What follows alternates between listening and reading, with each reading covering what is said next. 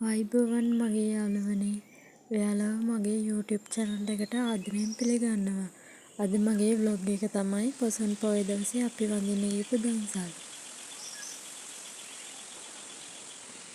ඔන්න ඉතින් මෙන්න මේ ඇඳුමත් ඇඳගෙන දැන් ඔළුවත් පිරගෙන යන්න තමයි හදන්නේ. මගේ වීඩියෝ එක ඉවර වෙනකම්ම රැඳිලා ඉන්න කියලා මම ඔයාලට ආදරයෙන් ආරාධනා කරනවා.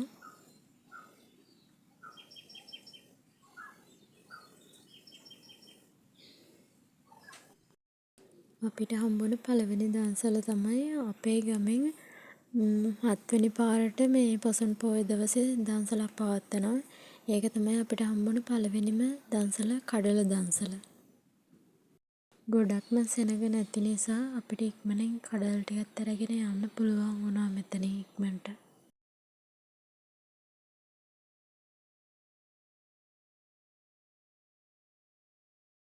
ඔන්න ඉතින් අපි කඩල දන්සලත් වැඳගෙනම ඉස්සරහට යනකොට BOC එක ළඟ මාල්පාන් දන්සලක් තියෙනවා.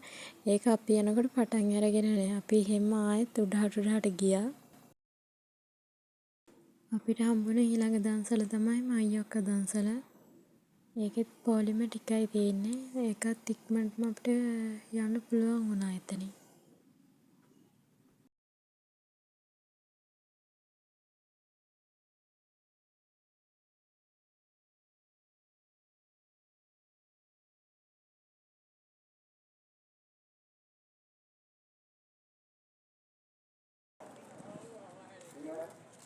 මයියොක්ක දන්සලත් වැඳලා අපි එහෙම ටවුන් එකේ තියෙන පන්සලට ආවා.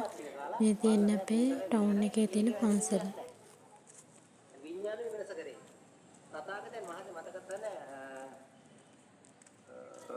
කිරිපිඩු 40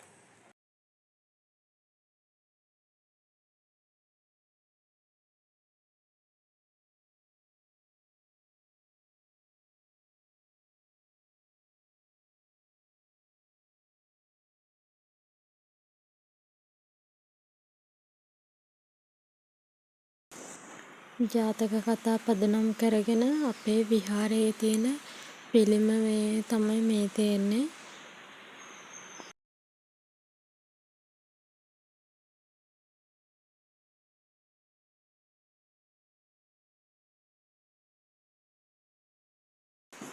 අපේ අම්මා හැම පොයකටම වගේ සිල් ගන්නවනවා. මේ පාර පොසොන් පොයටත් අපේ අම්මා සිල් ගන්න ගියා. ඉතින් මම මේ දඩි බිඩිය දුවගෙන යන්නේ අපේ අම්මාව බලන්න.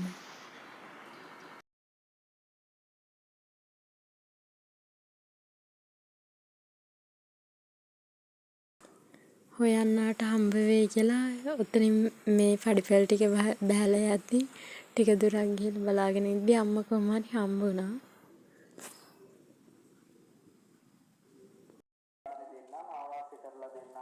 ඉතින් මේ දැන් යන්නේ අපි අම්මත් එක්ක ධාතුන් වහන්සේ වඳින්න.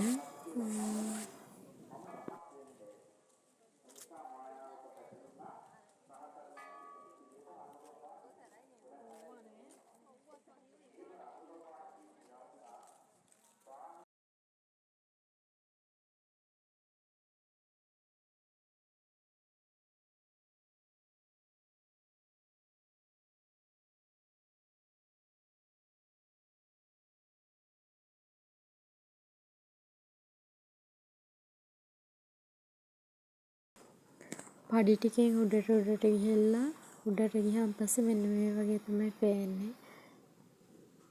අන්තිමේදී පොලිමේ ඉඳලා ඔන්න ධාතුන් වහන්සේ වැඳගත්තා මම. ධාතුන් වහන්සේ වැඳලා අම්මගේ පිටිපස්සෙන් ඔන්න මම පහළට යනවා.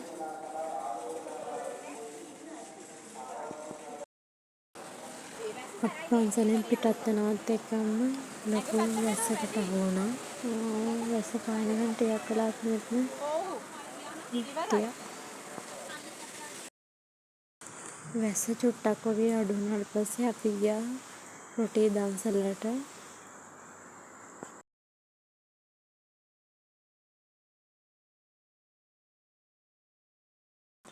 මේ තමයි අපේ ටවුන් එකේ තියෙන රෝහල. ඇත්තටම මාර පිළිවෙලට ලස්සනට තිබුණා මේ දන්සල නම්. රොටී දන්සලෙත් වැඩිය සෙනගක් හිටියේ නෑ. අපිට ඉතින් ඉක්මනටම මෙතනින් යන්න පුළුවන් වුණා. අපිට රොටිත් එක්කන් තේත් හම්බුණා. අද දවසේ ගෙවුණු විදිහ තමයි මම මේ ව්ලොග් එකෙන් ගෙනාවේ. අඩුපාඩු තියෙනම් කමෙන්ට් එකක් දාන්න.